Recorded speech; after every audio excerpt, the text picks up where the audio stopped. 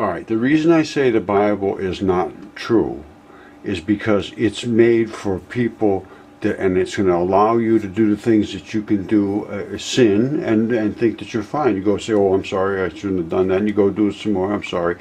Not the way it works.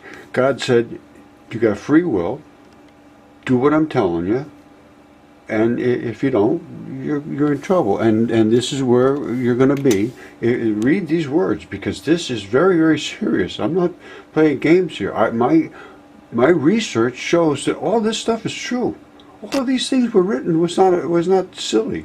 And Enoch was taken out of the Bible so that you wouldn't see this information, so that you would be easily taken by the devil. He's trying to find people that are doing things that God said don't do. And that's what you're going to do. If you read the Bible and say, oh, it's okay to do this, at the end all I got to do is say, oops, I'm sorry. And God will say, oh, it's no problem. No, he's going to say, I'm sorry, it's too late for you too. And that's the way it's going to work. So that's what I'm saying. I could be totally wrong, but I don't think I am. Not according to the things that I read. And if you read Enoch 1, 2, and 3, those are the books that God said to write, right from his own face, into Enoch's own face, which is not supposed to be able to happen. I got all the documentation information to show you, and it's coming up in a second. Alright, I've got nothing prepared, but you've been studying this for a very long time. These are the mud fossils. And I have found and proven with DNA and CAT scans and chemistry that giants did exist. And they were human giants. The DNA tests have been done. 2 regions in the mitochondrial DNA was found, 100 base pairs in each region, 100% human DNA. So, and that's a fact. It can't be denied. And I have evidence right in front of you here that's been CAT scanned and DNA tested. Now, so what does that mean? Well, it means there was giants in the earth. And what does that mean? Well, it means maybe, just maybe, there's something to do with the Bible and the ancient texts about giants. Not just the Bible, it was all over the world. But I'm going to go with the Bible because that's the most historical document that I can find. Now, I have found, though, that I believe the Bible was used to mislead people into thinking that they could do whatever they wanted and that God would forgive them in the end. And that is not the case. Not if you really read the Bible correctly. Not if you go back to the ancient text and see what it says in the ancient text. God is a ruler, and he expects you to follow his rules. And if you don't follow the rules, I think you're in trouble. So let's go with this and see what happens. Now, here's what I'm saying. Think of all these things. Just these are statements. Take them or leave them. It's up to you. And as a matter of fact, I don't care if it's up to you. This is nothing for me. I already made my decisions. You're going to make yours. All right? Now, in the Bible it says, all after his likeness and kind. That's the blood and the DNA. That means we shouldn't be mixing DNA and GMOs and all this baloney that we're doing and gene splicing. I'm telling you, that's a fact. Now, Jeremiah, in the pre-flood, I had an issue with Atlantis because Plato said it was 9,100 years before him. That put it about 11,400 years ago, something like that, in that area, say 11,000 years ago. And Atlantis collapsed, and it is in the eye of the Sahara, and I did extreme investigation on it, and that's where it is. Now, and I have a video on it. It's called Atlantis from Time and Space or something like that. And it's just Google Earth, you can't miss it. All the structures are there that prove it. Now we go to Revelation 12, birth in space, God's Son. Well, anyway, so that's, first of all, that is where I'm going with Atlantis, the pre-flood destruction that Jeremiah talked about. And then there was another flood, and that was 4,300 years ago. So let's continue on. Revelation 12 says there was a birth in space, and it was God's Son. So here automatically I think, wow, Jesus was born in space. It says the woman stood with her feet on the moon, pregnant and about to give birth, and did. And God came down, swooped down, took his Son up to his throne. This is exactly what it says. And then there was a big battle in the heavens with the dragon, and he was thrown to earth. And I found the dragon. It's in Morocco. I have a video on that as well. It's 900 miles long.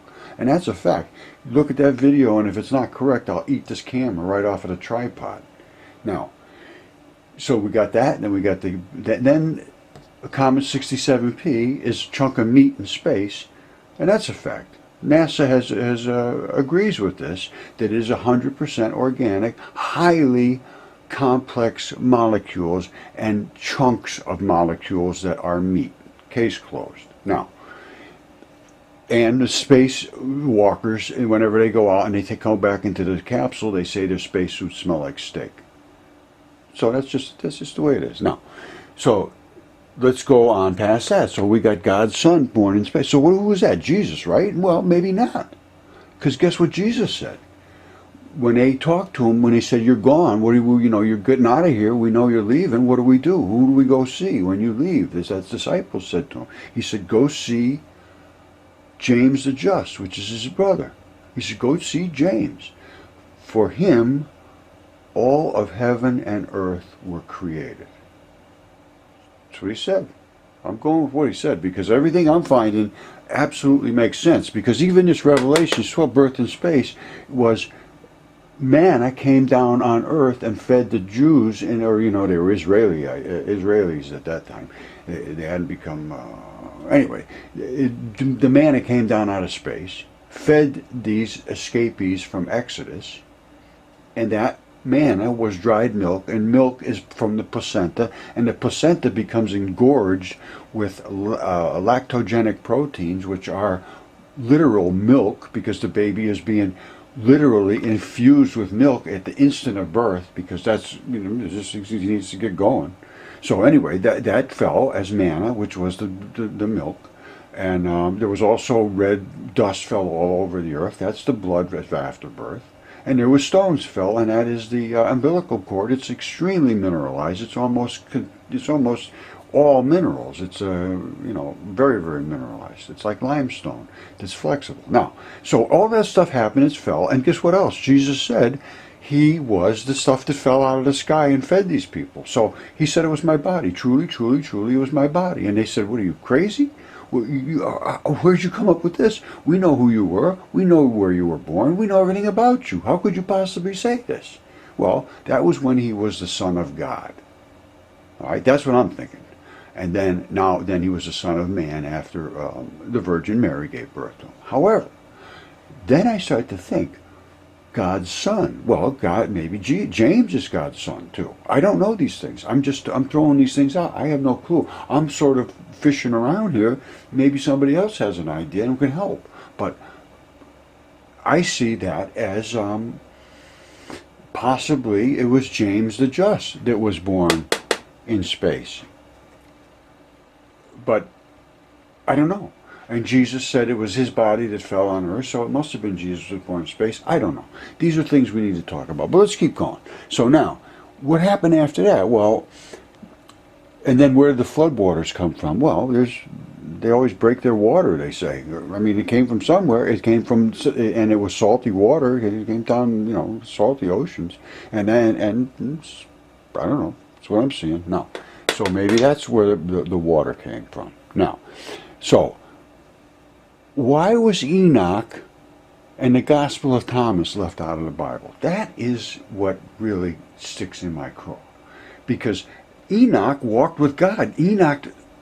God said, "Look in my face, Enoch. You look directly into my face." And Enoch did.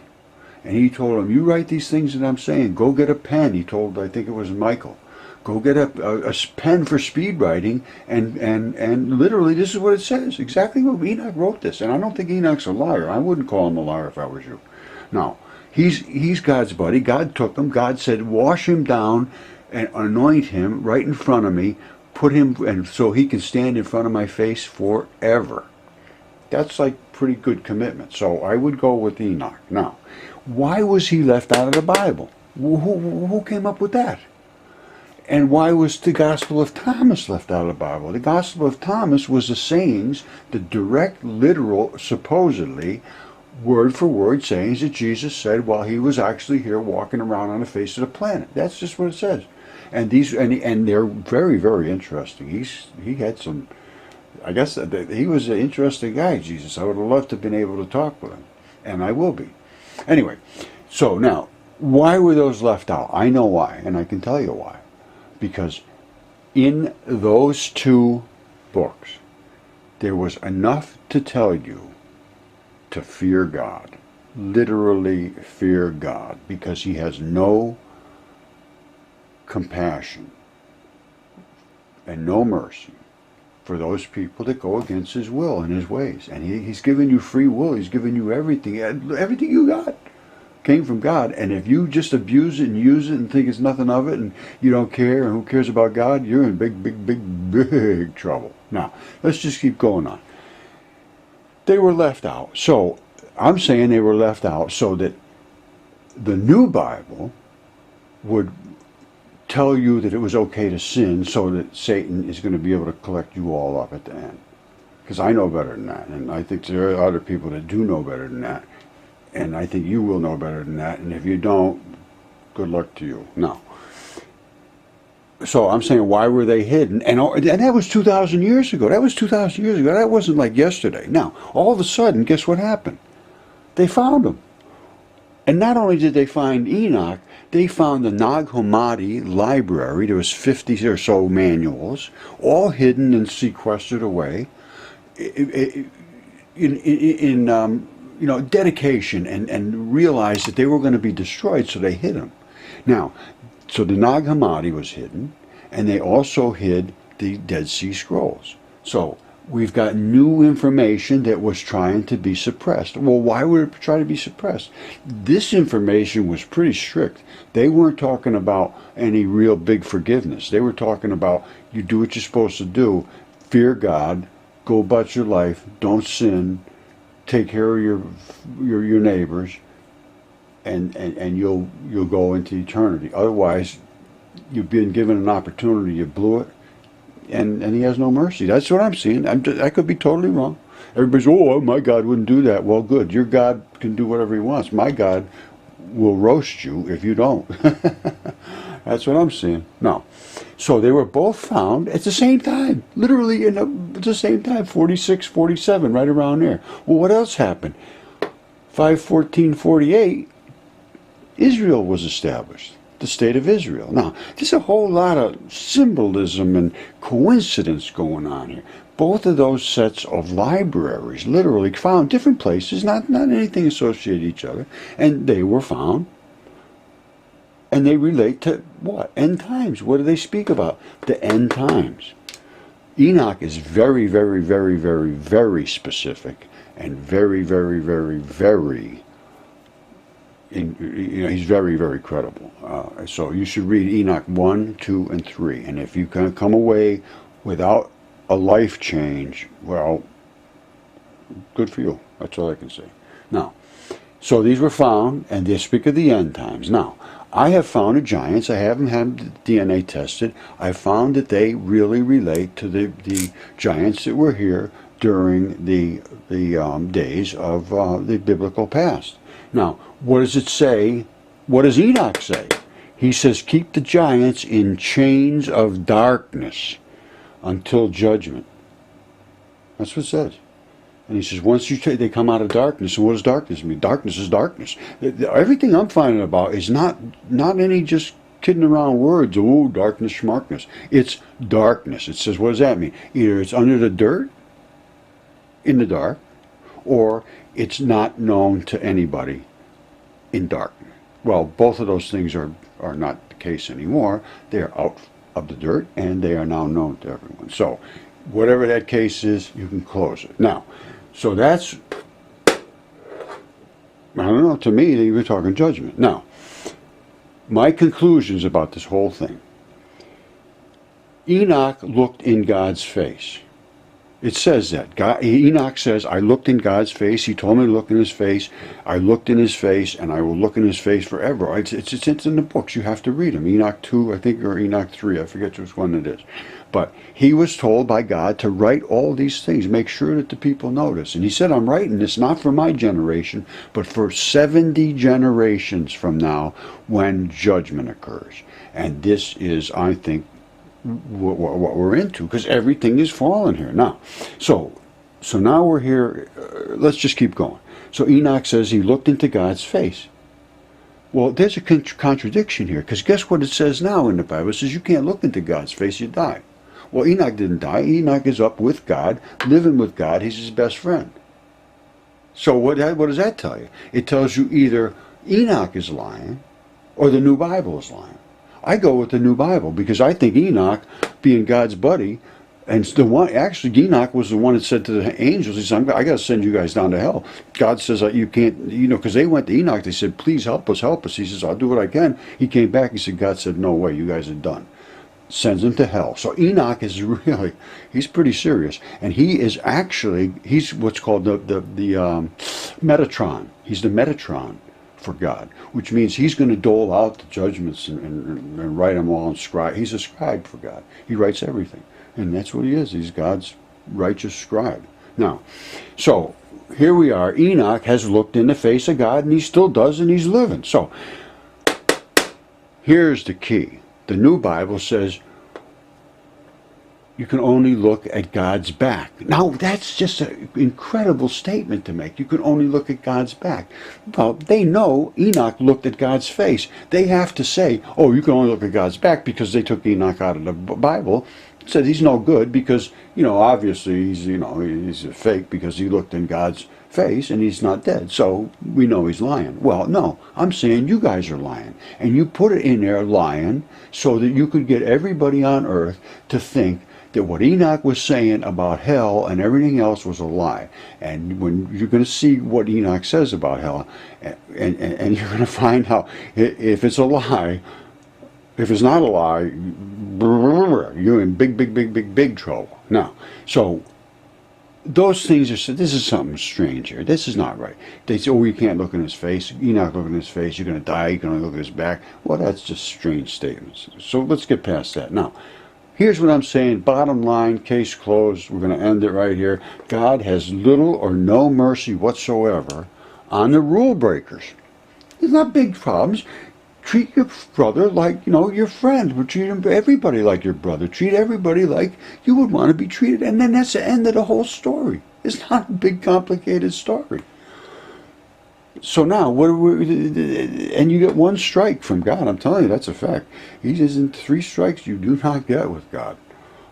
Once you understand what he's asking from you is to take care of life and treat like everybody like they should be treated. And then, now that you know this and you don't do that, you're in trouble. Case closed. Now, God's mission and Satan's mission, what are they? Well, God wants to collect up good people, take them up to heaven, have a good time.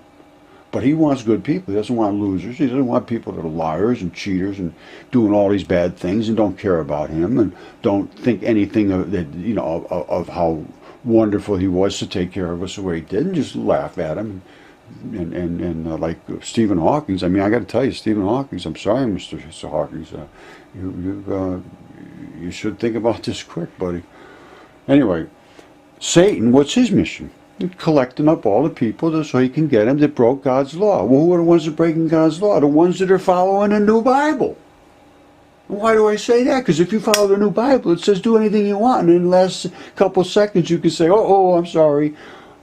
And God says, okay. I don't think that's going to happen. It's not going to say okay. So you do what you're going to do. I'm going to do what I'm going to do. That's the end of the mission. That's the end of the story. Everybody gets free will. Abuse it. And God's not going to be happy. And Enoch says you're going to fry. And I mean, it's just nasty what he says is going to happen. You look it up. Go on YouTube and look up Enoch's vision of hell. And he was there. And I believe, actually, absolutely in every single cell of my body, I believe that this is 100% fact. Every single word, every single molecule that I have studied, the transition metals, the giants, the molecules, everything that fell out of space, the comets, the meteorites, it all points to the fact that we're in a universal life. Creation is absolutely no question whatsoever. There's nothing like this happened from bumping molecules together. Only an insane person could think that. If you've ever seen what happens inside of a cell, and you have trillions of them in your body, plus they communicate, they make us think and talk and say all these things like you're probably laughing at me. And you've got a good sense of humor. Well, you didn't get that from nowhere. It's just the way it works. And if you think that a bunch of molecules bumped together and started all this stuff, you are deluded. Absolutely deluded.